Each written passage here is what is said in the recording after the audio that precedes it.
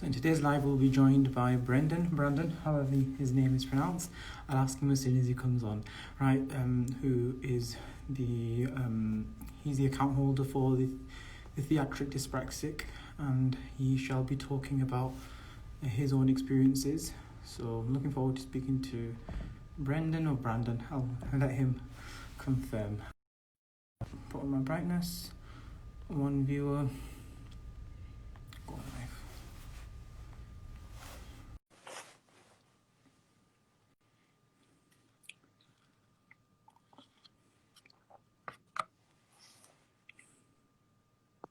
Good evening. Hello.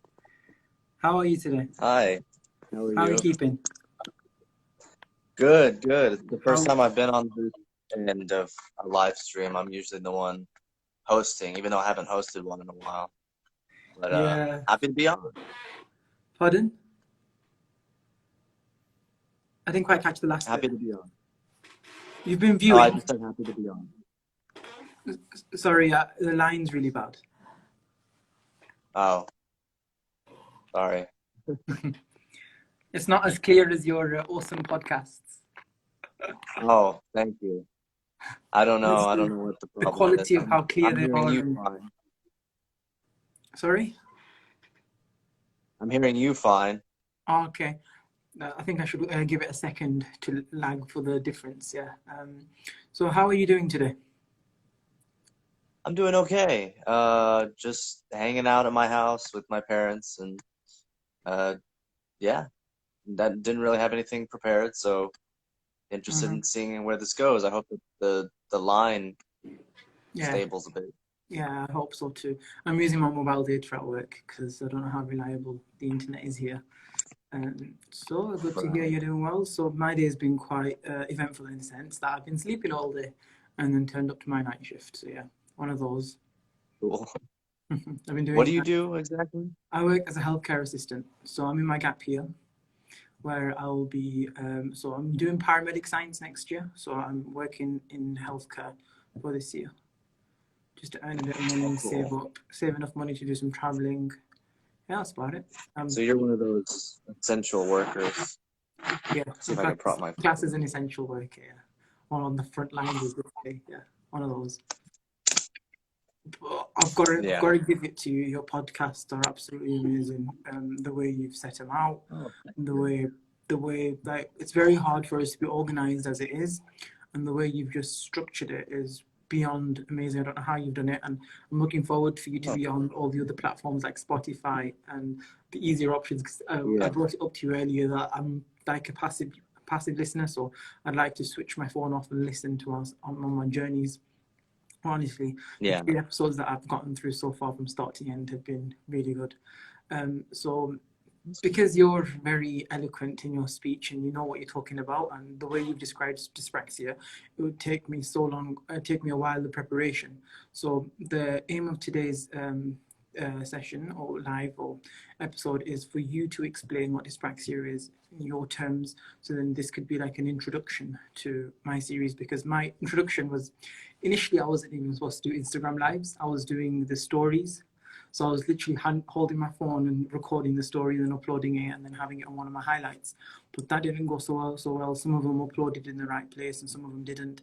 And it was a bit of a hit and miss. So it'd be nice to have like a formal introduction in the sense to what is dyspraxia and what we go through on a day-to-day basis. Sure. I don't really consider myself like an expert or anything, but I've certainly had my experiences with it, and my story has been a bit unique, although I do think that a lot of people probably had very similar experiences to me. Yeah. I'm currently writing a book about my experiences with dyspraxia and as well as some other things. And so hopefully whenever that is finished, people can give that a read. I think it's going to turn out really well. And I discovered that I was dyspraxic when I was about 17. And I started trying to spread awareness for it and talk about it. Maybe about 2 years ago, I started doing a little bit of a vlog type thing. I had a channel that I called the Theatric Dyspraxic. because I couldn't come up with a better name. I didn't want to just use Do you know my what I name. read You it know, as? it's just like, Do you know what I read it as first? Be dyslexic. I read it as the erratic dyspraxic. really. I was just like, oh, that's a cool name because we are quite, what's the word, compulsive in some senses. So it would be a cool name too. Oh, sorry. Should have called mine the dramatic dyspraxic, but theatric sounds better. But yeah, I made a few videos talking about dyspraxia, talking about how some of the symptoms dealt with, how I dealt with some of the symptoms, how it affects me. And I then I started using that channel as sort of a way for me to talk about my mental health and things like that, and just talk about things going on. And then I kind of got off track of doing that after a while. I kind of lost interest, and then I started doing a few reaction videos. I started doing some like me doing like dramatic readings.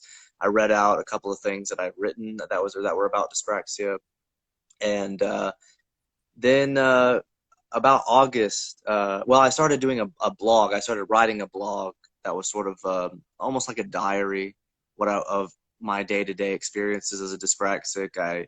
This was at the beginning of 2020, and I had just started waiting tables for the first time. So anybody who's ever worked in the food service industry as a dyspraxic, or really started anything new, any kind of new field that they've never worked So before, you experience the how difficult that disorientation is. at work as well. Yeah, and the struggle and the anxiety and all that. So I wrote about all that sort of like as it was happening. And then about August, I started doing the podcast, and every now and then, I'll do it. And the podcast is, it's for dyspraxia, but it's also for other things. I've had other guests on for different reasons. I'm willing to have multiple people. Yeah, I'm willing to have people on for this or that, because I don't consider myself like what I do. Like, I don't identify solely as like dyspraxic.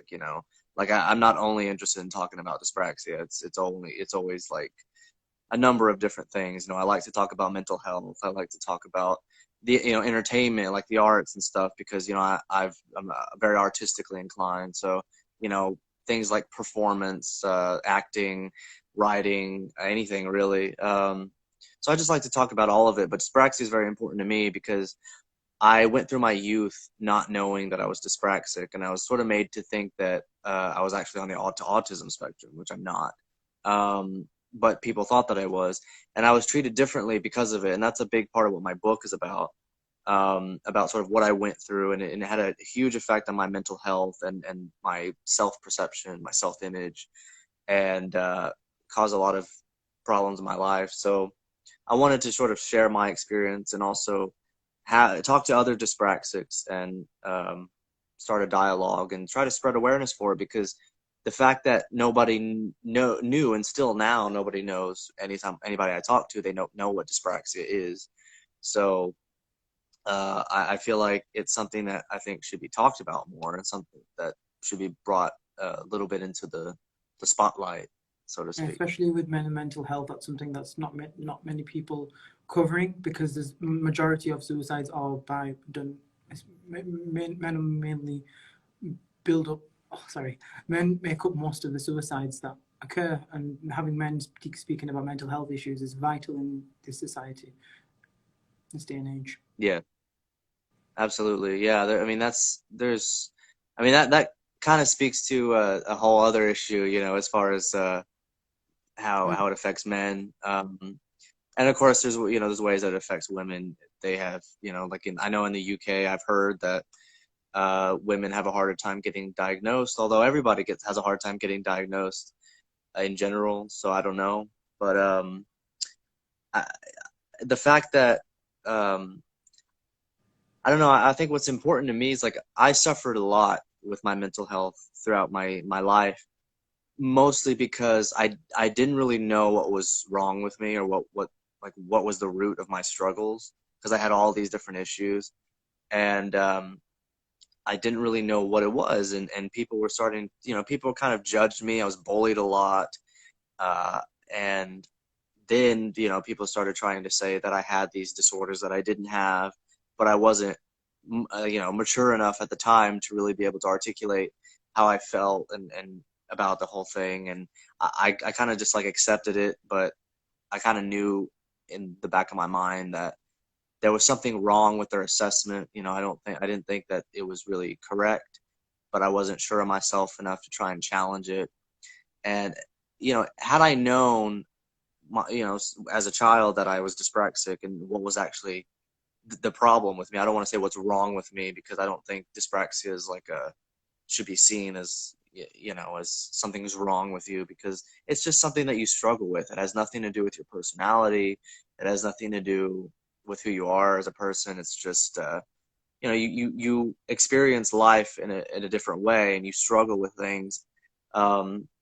But a lot of dyspraxics, we have our own unique personalities, and a lot of us have very good social skills. And I think that if society kind of understood what dyspraxia is better, then maybe we wouldn't have to live, we wouldn't have to suffer in silence, and we'd be able to have better resources so that we can acclimate to, like employment, and kids could, wouldn't have to be like singled out in school, and wouldn't be made to feel like they were stupid or lazy or anything like that, So it's really hard to live with, but if there was more understanding, then I think that people would be able to better manage going through it, is what I think. So I think that's why. What is like the definitive answer, or what you would say, like in a formal setting, what is dyspraxia if you were asked? So I would say that dyspraxia is a neurological condition that affects sort of your motor skills primarily. I mean, it affects many different things. Basically, I call it sort of a lapse in your brain.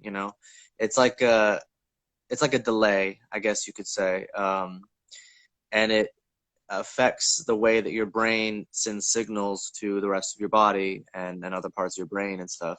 So it doesn't mean that you're unable to do things, but there's a little bit of a short circuit.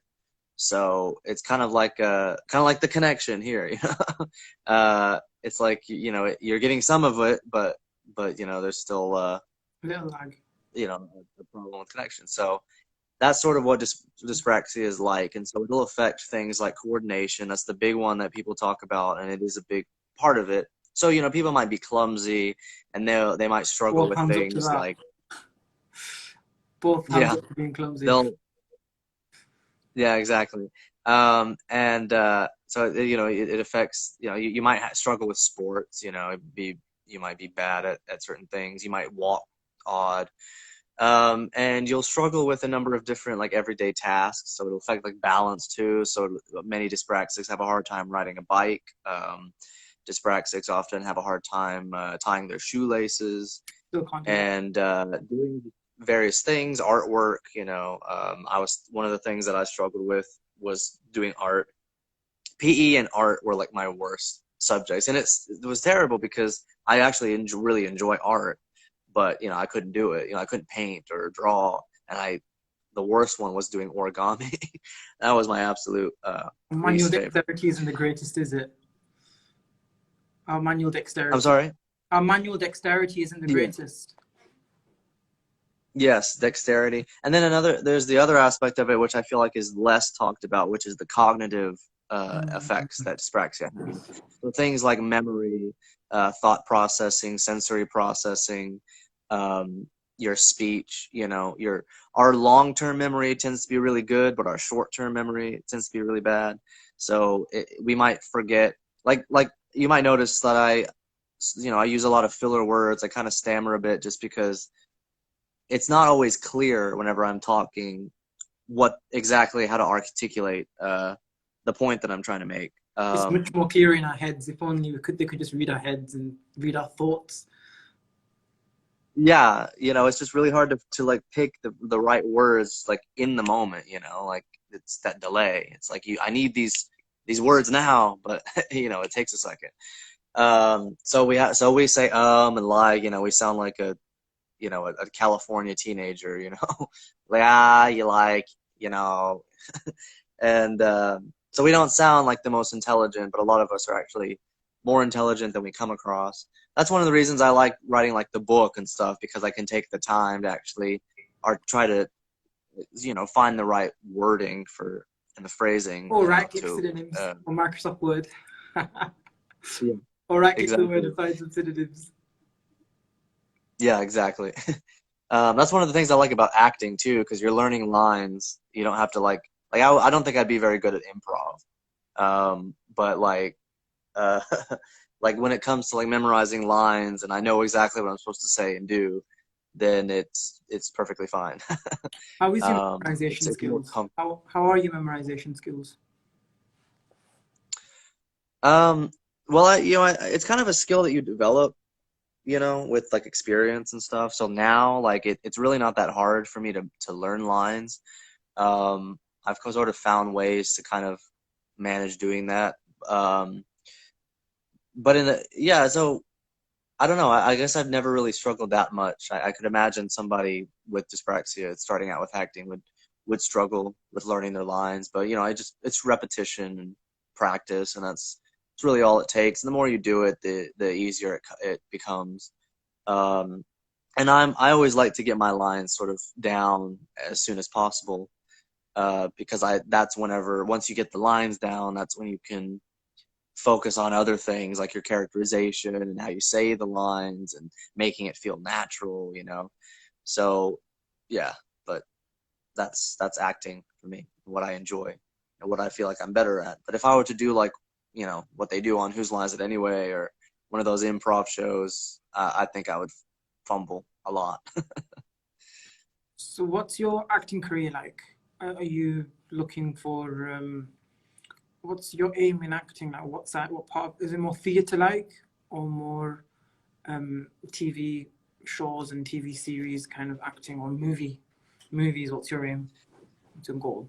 Well, when I was a child, my ultimate ambition was to be a cartoonist. But because of the struggles that I had with art and drawing and things like that, I could draw a little bit, but not near as well as you would need to be. Um, so as I got a little bit older, I was still interested in like the writing aspect of it and coming up with the stories. I was really good at coming up with stories as a kid, and I would do a lot of voices and stuff. So I would do impressions, and I would create little voices and characters and stuff. That's what I really ultimately enjoyed, was just creating characters. Um, and I started doing theater when I was about in the seventh grade, and I only really got into it because I kind of saw myself. I still wanted to be a cartoonist, but I was still sort of like, I want to be the one that writes and also does like voices and stuff, and do, you know, if I learn how to do theater and I, you know, take acting classes, then, you know, I could learn how to actually do like professional voiceover work. Um, you know, because you know, people like Seth MacFarlane or Trey Parker or something. There's people who they do wear multiple hats, no pun intended. But they write, they direct, they do the, you know, several voices, and that was sort of what I was interested in doing. And as I got through like junior high and high school, and then after I graduated, more into community theater, I did a lot of theater. I did a lot of just stage work. And it's not because that was the only thing I was interested in. It was just because that was, you know, you pretty much have to take what's available to you. You know, if you want to act, you live in a small town, uh, you know, you don't really have a whole lot of choices. You know, you can't really just go and do a bunch of camera work or do a bunch of voice work. So if, you know, if it were up to me, if I had the opportunity, then I would love to do on-camera acting. I've been an extra in a couple of student films, and I've made my own sort of videos before. But as far as doing like professional, being on TV, being in a film, that would be great to do one day. I'd love to direct a film one day. I've written some like TV pilots and stuff. I've written some screenplays. So I have an extensive background in writing as well as acting. But you know, the only thing that I can really do, which I can't really do much of these days, is doing, you know, stage and doing live theater. But obviously, with the pandemic, yeah, it's going to be a while before I can do that again, which is why I'm sort of letting the beard go, because, you know, I don't have to shave it for any reason. So You're wanting to keep it. That's it. I enjoy the beard. no. I love my But now beard. it is getting I pretty could never be big. a baby face. Never. Not in a million years. I think I look better with the beard. I'm growing my hair out a little bit too. It's not really. I don't have the greatest hairline, so I wear a hat. So, My hair's too but thick to grow it out. My hair's far I too. wish I had that problem. Right. So, No problem. anything else you want to talk about dyspraxia? What kind of struggles we have as dyspraxics? Sure. If you want to ask some questions, feel free. I'm here to answer whatever. Mm-hmm. Um, dyspraxia is something I struggled with my whole life, but it wasn't until I was 17 that I really learned what it was. So my whole adolescence, going through my childhood and my teen years, I hit a lot of roadblocks and a lot of hurdles, and it was really difficult for me because the people around me didn't really understand me either. So my youth was in adolescence was a lot of confusion and a lot of self-doubt, and which eventually bubbled into like self-hatred. And even now, I'm still like my worst enemy. And I try to improve my self-esteem, and I try to accept things about myself, but it is a constant battle just because you're unraveling years of psychological trauma, and so it still is something that affects you, but you just got to take it one day at a time and try your best and talk about it. Don't hide your dyspraxia. Let people know what it is, educate people, because that's the only way that we'll ever reach an understanding. That's how nowadays, people have a better understanding of things like autism and cerebral palsy and dyslexia, things like that. People understand that more. uh, so dyspraxia should be among those, because I do believe that dyspraxia probably affects more people than we realize. And I have a unique experience because whenever you hear about dyspraxia, most of the conversation you hear about it is from the UK, and even in the UK, there's still a lack of awareness for it, but there's much more than anywhere else. And being that I'm from the US, I know just how little information and resources there is here compared to the UK. So I think the fact that um, so little people in America really understand it, and pretty much nobody knows what it is. That's something that I try to do is just try to spread a bit more awareness as much as I can. You a tea or coffee person? More of a tea person, but not sweet tea or iced tea. I like the herbal stuff. You brew it yourself? I'm from Texas. So everybody talks about their sweet tea, and I never understood it. It's like we had this place called Chicken Express, and people would go there all the time to get their sweet tea, and we always call it sweet tea with that accent. And I just remember I drank it a couple of times. I'm just like, oh. But some of the herbal stuff, green tea, oolong tea, Good I've stuff. warmed up a little bit to coffee, but I'm still not a huge coffee guy. I'm a big coffee connoisseur. I have my ground coffee in different types. It's like wine to me, my coffee. I have my different brewery methods and different origins and different single notes. I drink it with like a tablespoon, and then I drink sparkling water to cleanse my palate, and then I move on to the next one. I'm very odd with my coffee. Well, I'm sure if you have a very, very special if you have like some kind of gourmet coffee or something, then In a sense, I'm sure that's much better than the coffee that when I spend a buck here and there, but usually the usual ground coffee suffices. But I do go to some rotisserie coffee roasters that have single origins. It gets a bit pricey having it all the time, but I have it on off. But I look forward to those. It gives that kick to life. One of them. Well, the few times that I've been to like Starbucks or like a coffee shop that have like very special kind of cappuccino or whatever, not real coffee. It's been all right, but not as good as I'm more of a hot chocolate kind of guy. Right. So, do you work? Are you how are you? What's your source of income then? If you're you still working as an actor? Or are you more like a freelancer? Oh no. Oh no, I've never been professional as far as acting. I would like to, but again, you know, where I've lived, I can't really afford to live in a place where you can pursue something like that. This, you know, that kind of goes back to my struggles with dyspraxia. You know, I've had a hard time as far as either having employment or finding employment or maintaining employment. So the only jobs I've been able to have were just various, you know, low income kind of jobs, fast food, which is terrible, and like retail. The longest jobs that I ever had were with Walmart, and they weren't really that bad. You know, I mean, a lot of really good people doing it. I've thought about, you know, if I could trying to go back, but you know, their hiring policies are really messed up. But at the moment, the pandemic kind of messed a lot of things up for me. I was living on my own with my brother. My brother and I were renting an apartment together, and we lived there for about 2 years. And I was working at Walmart for most of that time, but then I left for health reasons. And then I spent some time trying to find other work. I spent a lot of time writing my book.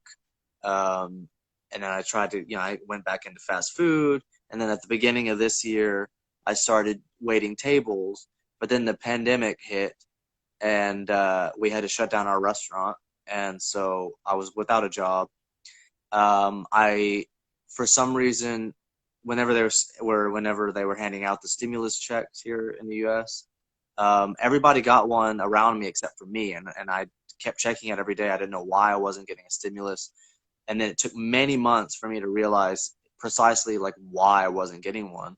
And it turned out that the reason was because my mother had listed me as a dependent on her 2018 taxes. So, and even though I did my taxes myself for 2018 and 2019, for some reason, this one little thing prevented me from being eligible for a stimulus check, which is, I think, absurd. But, yeah, and there was no way for me to appeal it. And then I tried to get unemployment, and that didn't work out because I went on the website to try and apply for it, and nobody said that you have to request like a payment every 2 weeks. So about 3 weeks went by. I decided to check it again, and then that's when I saw like you have to request payment every 2 weeks, and I was like, so I tried to request payment, and it said that it's been more than 3 weeks since you requested payment, so you need to apply again. So I tried to apply again, and it says you have already applied. You just hit request payment. It was just like putting me around in circles, so I couldn't even get unemployment because there was no one I could talk to. Every time you try to call these, you know, these people, these offices and stuff, nobody answered the phone. So there was nothing I could do about that. And then I was without a job for a while. Honestly, my best advice for you is take to Twitter, because that's the fastest way you're going to get a response from customer services or any sort of department. You just take to Twitter. If you don't have a Twitter account already, take to Twitter. Honestly, best response you'll get from customer service. Oh, Twitter. Twitter has caused me enough trouble, so I don't think I want to spend too much. I don't want to get back into Twitter. That's kind of that ruined a lot of things for me recently. But so then I ended up getting a job at Albertsons, and this was stuff I was writing about in my blog, so people can check that out whenever. But I had a lot of really bad experiences as far as my dyspraxia and what was going on with that job. They were really unfair to me. They did not treat me very well. So I ended up leaving. So and then shortly after that, my brother and I, we couldn't make rent. We couldn't make ends meet. So we had no choice but to move back in with our parents. So that's pretty much what we did back in October. So we're still living with them. And I can't really go find like a regular job because of the pandemic and because my parents, you know, they're obviously concerned with working in like a service industry job. So after the new year, I was going to try and see if I can find a work from home job, a job that I can just do online. So hopefully I can find something like that. But I decided to wait until the year kind of rolls over and we get into the new year. And so that's pretty much it. I don't have much money. I don't really have a whole lot of prospects. So, I'm just trying to take it one day at a time, pretty much. That's the best way. So Texas, have you heard of this TV series called Young Sheldon? Yeah, I've heard of it. It's Have a you seen it being spin-off of filmed or anything around the area? Because that's meant to be in Texas. What? I think it's filmed in Texas. So have you seen it being filmed or anything?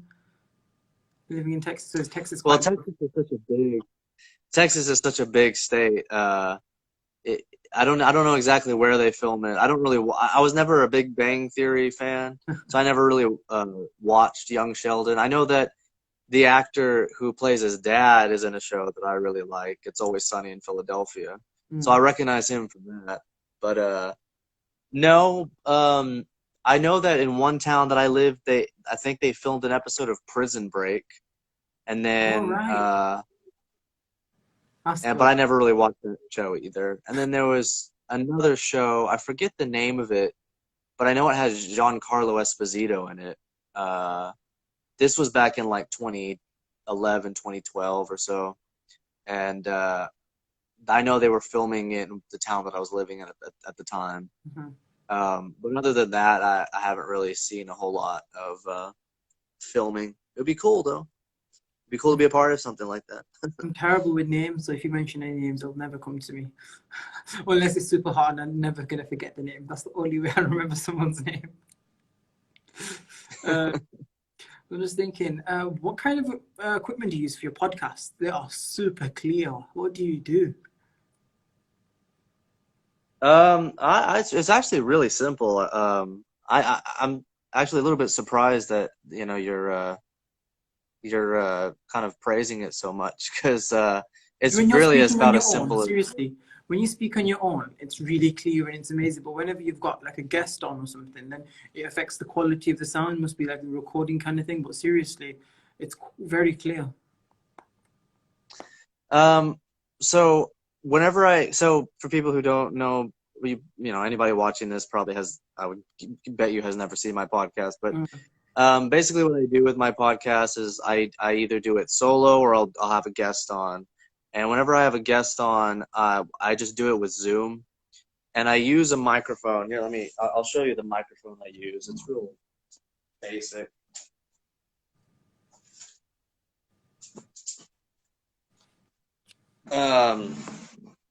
So it's just this little blue thing. It's called Blue. It cost you quite a bit. And I just plug that into my laptop. Did it cost you a bit? I plug it into my laptop. I'm sorry? Did it cost you a bit? It's my brother's. I don't exactly know where he got it from. Okay. But he doesn't really use it much. I was using a different microphone, but he kind of took that one back, because I started using this one, which is actually easier to use for me. And I basically just plug this into my laptop, and whenever I do a podcast solo, I just record it on Audacity, and I just record myself. And whenever I'm recording like an interview with a guest, I do it on Zoom, and I use the same mic. Sometimes it'll pick up the wrong, like it'll use my laptop microphone rather than this one, even whenever I set it for this. So sometimes that happens. So there's been interviews that I've done that weren't so clear and fresh, but I just try to do that, and just have a conversation with Zoom and record it. That's pretty much it. Real basic as far as podcasting. Yeah, what the amazing thing is with yourself is that you're probably the only dyspraxic that I've met till this day that is dyspraxic and an outrovert. Most of them are either omniverts or introverts. That's every single person who I've had on my guest, whoever I've spoken to online or something, they've all been either introverts or omniverts. So it's really good to actually speak to an extrovert for a change. Well, I consider myself pretty much an omnivert. Right. I mean, I get really, I can be quite shy at times. I was a lot shyer in my teenage years, I tend to get very self-conscious about, the way that I speak, or, my mind blanking. So I'm always like kind of, oh God, am I going to say am I going to stammer over my words, and am I going to say something awkward? I don't know. But I think a lot of it has to do with I mean, I do seek out like social situations. I do like to talk to people. I do like to socialize. Um, More of, in a like a party setting or something like that. But I don't know. I mean, I like to meet people. I like to have conversations, and doing theater, I think, is a big part of how I sort of broke out of my shell. And so I don't know. It kind of goes to different ways. But I have my times where it's like I really want my solitude, and I gotta be alone to think about stuff. So I would probably consider myself an ambivert, but I think the fact that you get used to connecting with people and interacting with people when you do theater, when you act, that it just becomes more natural, I guess. Because I can understand people who are used to being isolated, or working things where they're, maybe they're not performing, maybe they're not being in front of people as much. They get a bit, stage fright or whatever. Especially doing something like this, I'm probably more comfortable doing something like this than some people would. Although some people are more comfortable doing it than me, But that's just my own insecurities. Makes sense. So are you usually a fast talker? Like before you did theatre, did you speak really fast?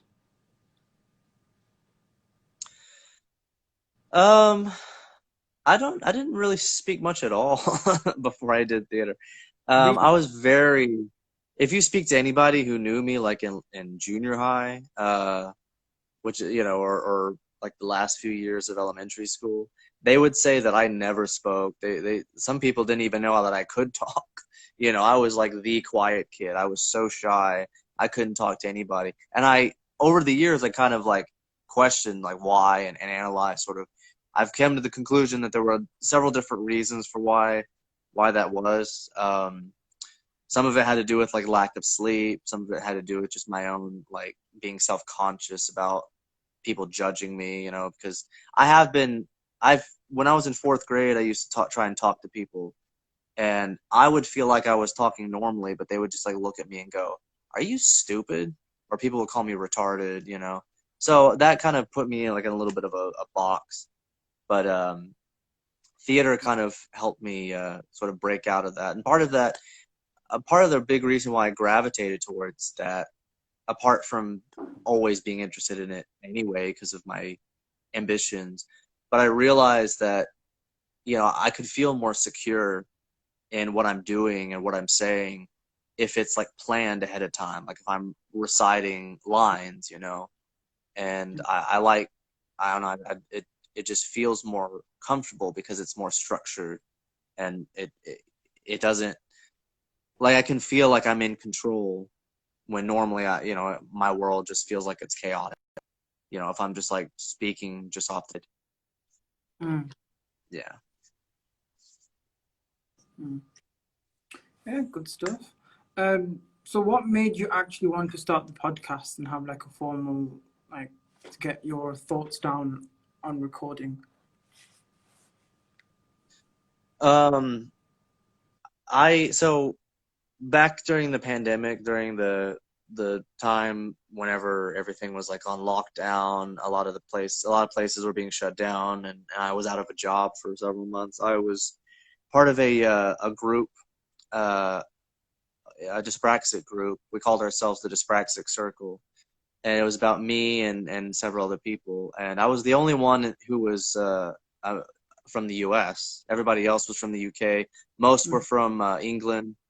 I think there were a couple of girls who were from Ireland. Um, so, and then there was one girl who was from Canada. So she and I were like the only two who were like from across the waters and were from North America. And we would have these Zoom meetings, and so I sort of became friends with several of members of that group. Um, and there was this one guy who I'm not going to mention his name, even though he was my first guest on my podcast. Mm-hmm. But he had his own podcast. He had his own little group, and he had his own podcast where he'd interview like famous people. I think his first guest was like this guy named Jeff Hastings. I don't know if that's his actual name. I think that's his name. But he was like on America's Got Talent, and he was dyspraxic. He's like a comedian. So he was interviewing people, and I was doing some live streams around the same time that he started doing that, and I was interviewing some of my dyspraxic friends on Instagram and uploading that to my Theatric Dyspraxic channel. And then, I kind of saw what he was doing, and I was just like, you know what, that's actually a really good idea. Like, that's basically like what I've been doing, but I don't have to worry about how I look.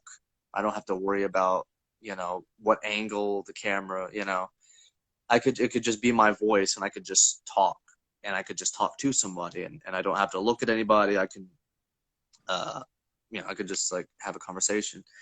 And so it was basically like doing what I was doing. So I just took inspiration from him and started doing it my way and doing my own thing with it. And he was very supportive of it.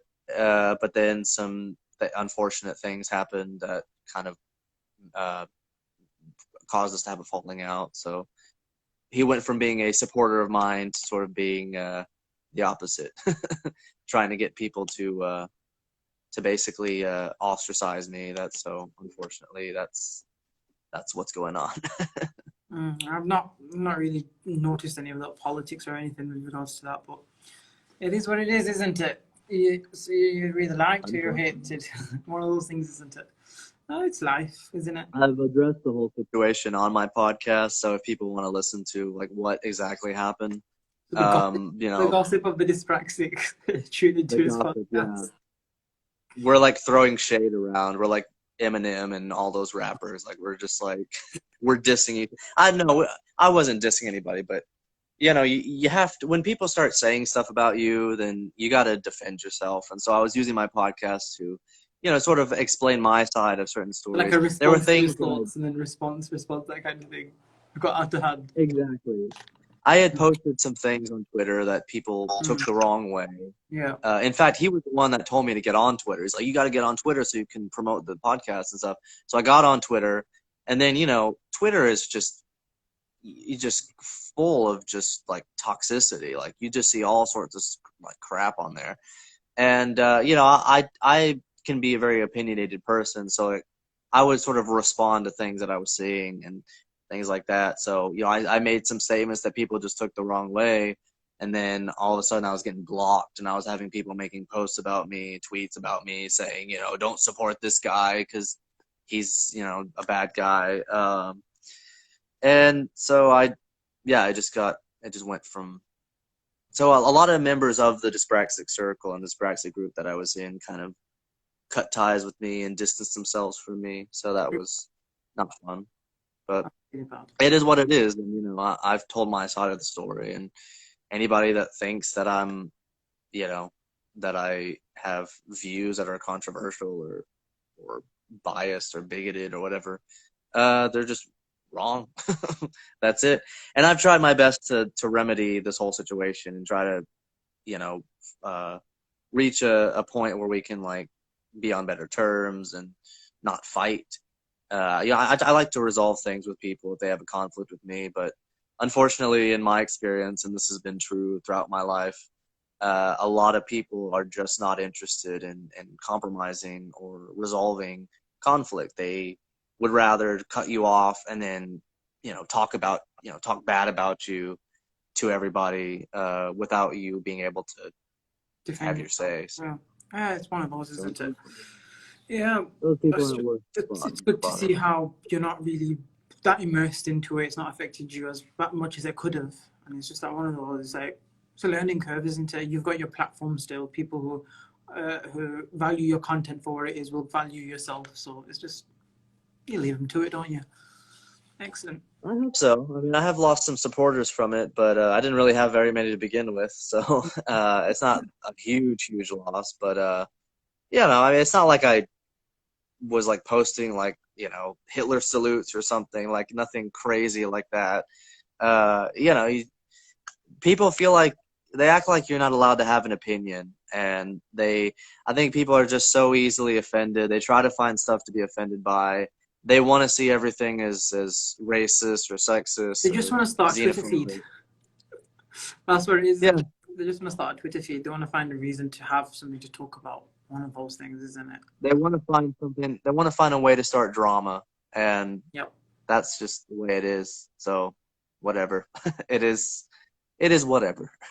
How did there you are Twitter do? there have been people through all this who have encouraged, who have been supported me, and have been on sort of my side of the whole thing, and they kind of understand, the rationale. So those are the people that I choose to focus on, and these other people, they're just not rational people.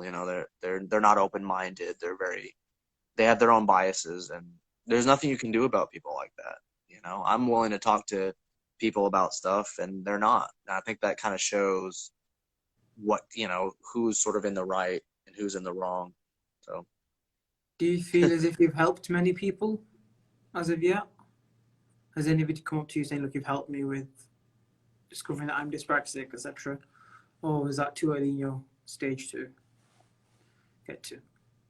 I not a whole lot of people. I don't really have much of a following as far as the podcast. I mean, I've only been doing the podcast for about what is it, like 4 months. So Wow. it's still very new, and A lot of I'd like to episodes do for four more with months. it. A lot of The episodes for book four is months. Yeah, the book is the one that I think is going to do more good than the other stuff I've been doing, just because I've been writing this book for about a year and a half, Mm. and it's so it's still a work in progress, just because I'm trying to make it the best that I can. And I had a few people who have read like early drafts of it. I had a friend who was giving me feedback and reading early drafts, and she read about my experiences and was like, she kind of came to her own conclusion that she thought she might be dyspraxic, just because she identified with a lot of what I was saying. So I think that when people read it, they're going to connect to it, hopefully. And if not, at any rate, I still think that people are going to find it entertaining. Like I tried to write the book, like it's for dyspraxics and it's for non-dyspraxics as well. Like I try to make it universal. People who don't know what dyspraxia is, they'll learn about it, but they'll also, be immersed in the story anyway. And it's not really, it's the book is meant to be entertaining, but it's also meant to tell. It's to tell my story and what I experienced. And I think when people read it, they'll kind of understand why I wanted to write about it. And I think that I was very, conscious of making sure that it was something that would appeal to as wide of an audience as possible. So I'm hoping that when it's finished and I can find a way to get it out there, that people will enjoy it.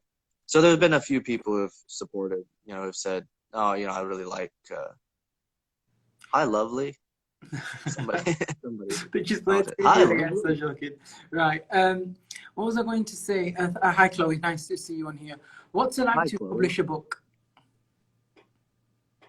Oh, I haven't published a book. No, but what's it It's like still a to? work in What's the progress. publishing? What's it? What does it entail? What does it require? Is there a lot of money and investment that needs to go behind it, or when you get around to publishing? Um, Yeah, I really don't know much about that aspect of it because I've been focusing so much on still writing it. I was talking to a publisher, like sort of an independent publisher, and they but so they were asking sort of like what my plans were, and people have asked me about my plans as far as publishing, and I just always felt like it was too soon to be thinking about that because I want to make sure that it's like as good as possible. So before I start focusing on that, I I think you can go different routes with it. You can find like a big publisher, just submit it, and there's also ways to self-publish, but I haven't really looked into that much. So if there's First people who task know on a lot hand, about like complete the book. publishing, First task on yeah, hand, complete the book.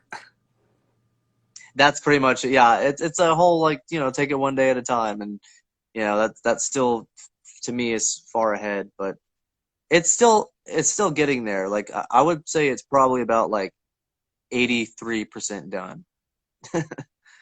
So it's Good. just It takes years to more write about books. The fact editing. that you've almost completed it in over a year, that's really good. Well, you know, I tend to write pretty fast. So, you know, if I wasn't like as much of a I'm not usually as much of a perfectionist with stuff as I have been with this, just because it's so personal. I mean, it's a memoir, you know, it's an autobiography. So you Yeah. have to, you know, you want to make it express your experiences and your feelings as much as you can in a clear and a way that kind of encompasses everything that you've gone through. So you have to spend a lot of time with it. But even still, you know, like this is a long time for me. Like if I was just writing a regular book, I might finish it in a couple of months or so if I was really serious about it. But like, you know, there have been people who work on books for like a decade. I don't think I could do that. You know, even with me taking hiatuses, like it's still been, you know, about a year and a half since I started it. Started in like July of 2019 or June or July. I don't remember, but yeah. So I've just been working on it consistently and then sort of on and off and doing a lot of editing and trying to make it as good as possible. But Just make sure there's eventually, an you know, whenever audiobook I to feel it. like it's done. Do what? Make sure there's an audiobook to it, because I can't read to save my life. I don't have enough attention to get through a book from start to end. So I hope there's an audiobook Well, to it. my hope is that I can get it published and record my own audiobook. Like, you know, I mean, the fact that I have, so that's something I would love to do in general, is just record audiobooks, you know. In fact, I actually, on my Theatric Dyspraxic channel, I've basically been recording my own audiobook for Charlie Chaplin's autobiography. So if people want to hear me read about, you know, read his autobiography out loud, you can go to that and see my little series on that. But, you know, I love to do readings. That's one thing I want to do on the podcast too. I've done a couple of things and I want to do more stuff. So like, for instance, you know, anybody that watches this video, if you have like an article about dyspraxia or about neurological stuff, if there's things that you've written that you want me to read on the podcast, then feel free to contact me and I'll be happy to read whatever people want me to on the podcast. And So you that's really something I do do. have a way So of, eventually, if I can record my own audiobook for my book, I think that would be a lot of fun to do. it sure as hell will be. And you really do have a way of being able to articulate what you've got once you practiced it. Even with myself, I think nerves get to me or something happens that I can't articulate what I need to say. And it's very hard for me to stay on topic as well. But yeah, wow, I've got to say. Yeah, say. It takes a lot of time, you know. Like I don't like I'm still young. I haven't really been acting that long, like all things considered, but I have been doing theater for like over a decade, you know, since I was about 14. But I will tell you that there is a huge difference in my abilities from the age of like 14, whenever I was really starting to do like big like theater, to now, like just how much I've improved since then. I mean, there's on one of my YouTube channels, there's a playlist of a bunch of things that I've acted in. And some of it goes back to like my freshman year of high school. And I was awful. I was awful then. And it's embarrassing for me to watch now. And same goes with, I used to make videos in high school too, which, you know, is fond for me to think about because it was fun at the time. But like I really was like awkward and I wasn't very used to it. But over the years, you know, you just naturally get better the more you do it. That's just the way it is. So How do you plan your it's podcasts? Like, do you have like a time limit? Do you have some sort of organization tips? Like, how do you do your podcast? Well, it really depends. Because, you know, whenever you start doing anything, you're trying to figure out like what is the best way for you to do it, like what's more comfortable, what is practical, you know. So whenever I first started, well, so technically the first 3 podcast episodes, that was all like one, you know, one podcast, but like separated into 3 parts because it was the same guest and it was the same interview. And it started off with me basically doing an introduction, and that was something I wrote ahead of time. I had this whole introduction so I just kind of wrote that and read it, and then had a separate recording of me interviewing my first guest, and we just ended up talking.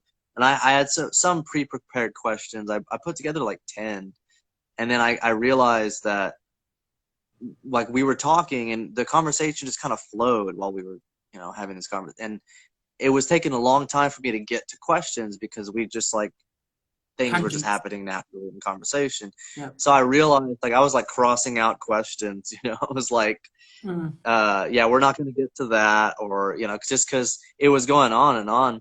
So that we ended up talking for like 3 hours. So I was like, yeah, I'm definitely going to have to break this up. So I broke it up into 3 parts, and I decided the next time to do less questions. I actually, the second podcast that I recorded, I didn't get to release because the guests, for, you know, for their own reasons, decided that they didn't want to, you know, to put it out there. So I respected that, I honored that, but I was kind of like a little bit annoyed because I was like, we already went through the trouble of recording it. So I brought it up on the podcast, on the follow-up podcast, which was actually my second one. And I basically said, look, if you want to be a guest on my podcast, you basically have to agree beforehand, like, to have it released, you know, like, I'm not going to release this person's because, you know, they decided afterwards, but you know, if you want me to cut out something in an interview, I will, but I don't want people to be like, you can't release any of it.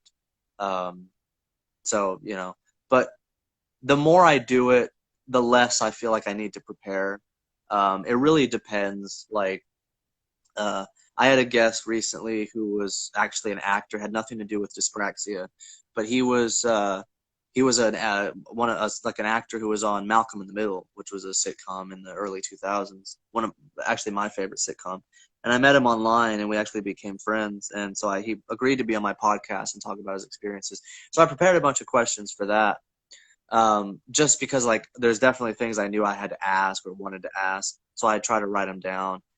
But now I do less preparation than I really need to. So it really just depends on what the topic is, and if I feel like I have certain bullet points.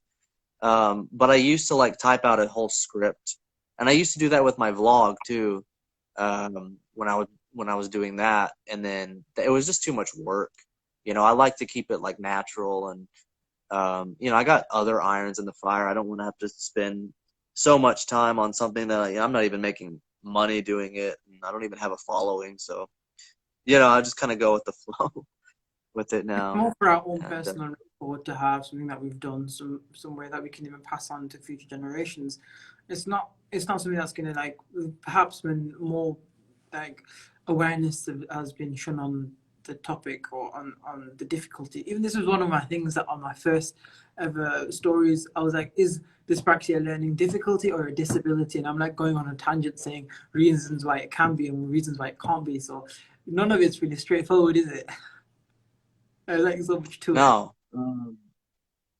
Yeah, I think that dyspraxia is more complicated and more complex than I think people realize. You know, I think people who do know what it is, which is a very small amount of the population, but they only focus on the coordination aspect of it.